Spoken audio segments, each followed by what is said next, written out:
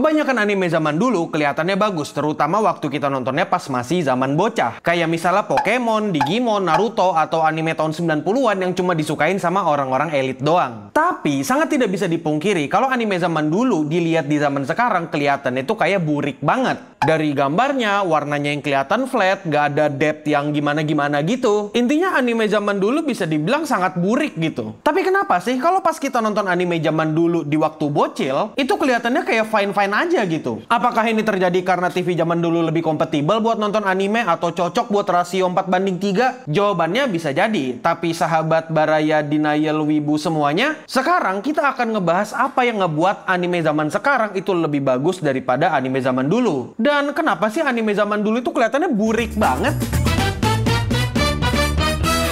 Sebelum kalian komentar kayak gitu, aku mau menyampaikan beberapa hal dulu. Pertama, kalau semua diskusi, debat, atau argumen dijawab dengan semua kembali ke masing-masing atau selera masing-masing, ya dari awal nggak usah diskusi sekalian, ngapain diskusi? Karena menurutku, jawaban seperti itu sama aja kayak nutup diskusi dan mencegah kebebasan berpendapat. Kan tujuannya diskusi, debat, lempar opini, itu kan biar paham sama perspektif masing-masing. Kalau kau berusaha ngelarang orang dengan argumen selera orang beda-beda, tergantung selera masing-masing, saranku lebih baik tinggal dikorut, terus habis itu jabat tangan sama Kim Jong-un. Nah, itu mereka tuh sama-sama kayak ngelarang masyarakat buat menyuarakan pendapat. Bersahabatlah kalian sama Kim Jong-un. Tapi ya sekali lagi terserah, itu pandanganku. Kalau kau mau keluarkan kata-kata itu di setiap opini, ya itu urusanmu, bukan urusanku. Aku nggak peduli. Sorry Tenjen, itu tadi nggak terlalu penting, jadi kita langsung yang kedua aja nih. Kalau kau masih berpendapat ini selera masing-masing, ini bukan masalah selera lagi, men. Ini udah ngomongin sesuatu yang objektif. Kalau misalnya setelah mendengar ini, kau berargumen anime zaman dulu lebih masuk di gua, ya udah, itu memang seleramu. Tapi yang mau ku bahas ini masalah bentuk dari perkembangan zaman, bentuk dari perkembangan anime itu sendiri. Ini sama aja kayak misalnya dulu ngitung pakai sempoa, sekarang pakai kalkulator. Oke, jadi sekarang kita langsung aja ke topik utamanya. Kenapa sih anime zaman dulu itu kelihatan burik? Jawabannya jelas, karena teknologi. Tapi karena aku nggak dongo, jadi bakal ku jelaskan dulu apa perbedaan teknologinya. Anime itu nggak beda jauh sama film, dan anime sendiri sebenarnya berusaha untuk recreate atau membawa gambar tangan yang 2D tadi menjadi kelihatan kayak film 3D pada umumnya.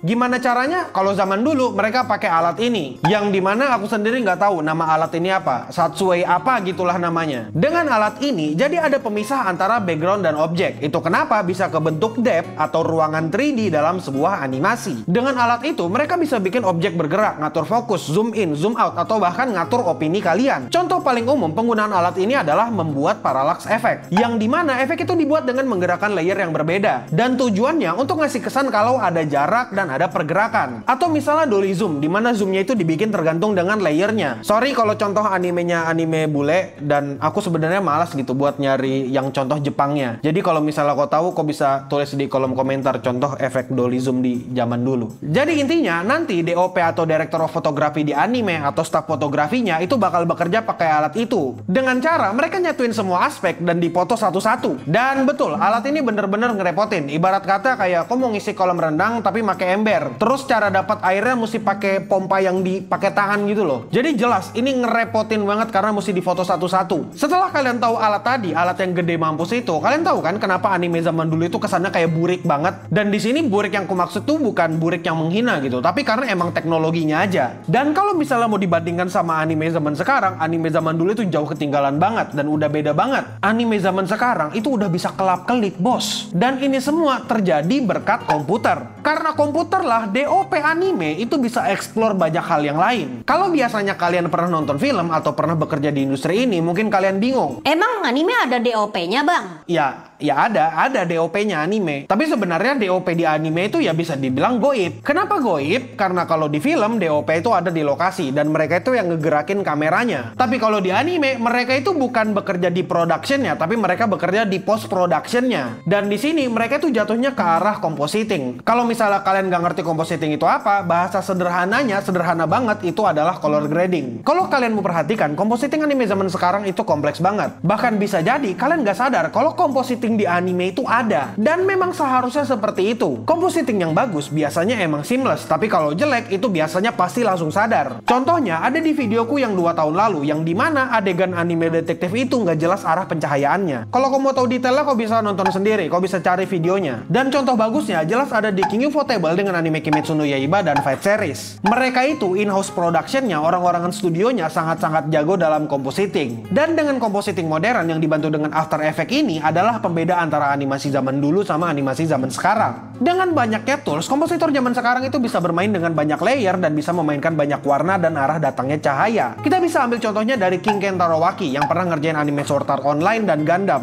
Dari pekerjaannya ini, kalian bisa ngeliat gitu, ada berapa banyak layer yang dipakai untuk menyempurnakan dan bermain efek dengan animasi. Yang dimana, kalau anime zaman dulu akan sangat sulit buat achieve hal yang kayak gini. Maksudku bandingkan aja gitu perbedaan alatnya. Ya berapa layer gitu loh. Maksudku coba pikirkan baik-baik. Di adegan ini aja dia bisa pakai 140 layer. Dengan alat yang tadi itu, apakah mereka mau gitu ngerjain pakai 140 layer? Terus habis itu difoto satu-satu lagi, apa nggak sakit pinggang? Perbedaan dari anime zaman dulu sama anime zaman sekarang itu juga ada di penggunaan aset. Kalau kau tahu, anime zaman sekarang itu menggunakan aset 2D dan aset 3D secara bersamaan. Entah itu visual effect 2D, karakter 2D, atau background 3D, atau muter-muter di sekitar itu. Dan semua aset tadi yang 2D sama 3D itu digabung menjadi satu, biar semuanya menjadi satu kesatuan. Kalau animator zaman dulu, jangankan aset 3D, mereka mau bikin layer sebanyak itu sampai 140 aja bakal bingung gitu. Dan kalaupun selesai dan bisa, itu kayaknya selesainya pas kiamat kalau mau manual. Jadi itu pembeda dasarnya antara anime zaman dulu sama anime zaman sekarang.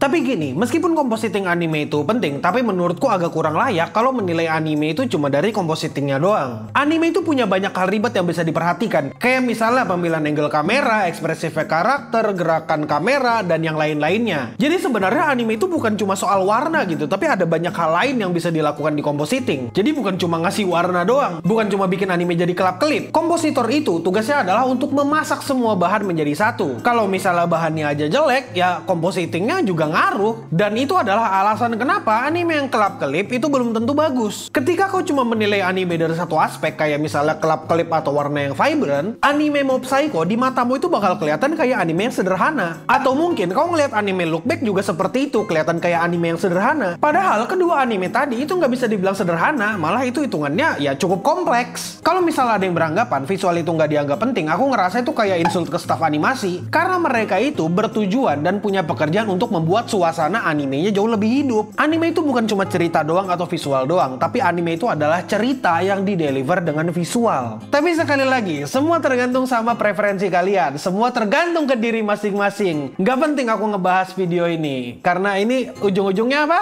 Tergantung kepercayaan masing-masing. Terserah, aku nggak peduli. Ya bodo amat. Gimana? Asik kan kalau diskusi diakhiri dengan semua kembali ke masing-masing? Menyenangkan sekali. Tidak ada gunanya video ini, ya kan? Tapi aku mau meluruskan sesuatu di sini. Aku di sini nggak pernah bilang kalau anime zaman dulu itu auto jelek. Kalau misalnya di antara semua video ini kau berkesimpulan seperti itu, tolong stop kebodohan. Dan menurutku, please stop nonton video-video pendek. Mulai nonton video panjang dan perhatikan gurumu di sekolah. Karena kalau misalnya kau nggak bisa dapat poinnya di sini, kau cukup tidak cerdas di situ. Kalau misalnya kamu perhatikan, anime zaman dulu itu juga bagus dan kompleks. Tapi sayangnya mereka itu kehalang sama teknologi yang nggak semaju sekarang. Udah gitu doang. Di sini ketika aku ngomong burik, itu bukan berarti kayak aku ngomongin animenya jelek.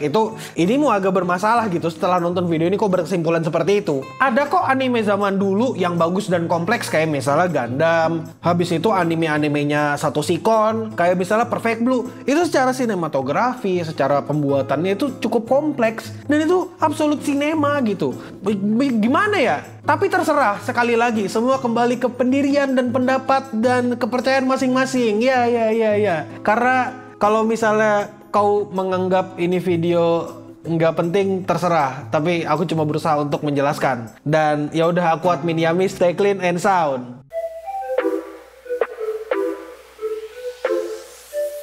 Gini ya, kalau misalnya kau setelah video yang panjang ini terus tiba-tiba kau berkesimpulan, katanya admin Yami, anime zaman dulu itu auto burik. Kalau misalnya cuma itu poin yang kau dapat, aku nggak ngerti lagi. Kalau misalnya setelah kau nonton ini, inti atau poin yang kau dapat adalah Amerika akan resesi lagi, aku nggak ngerti lagi. Aku nggak ngerti lagi apa yang salah dalam kepala-kepala anak generasi zaman sekarang. Udah lah, aku nggak sanggup, men.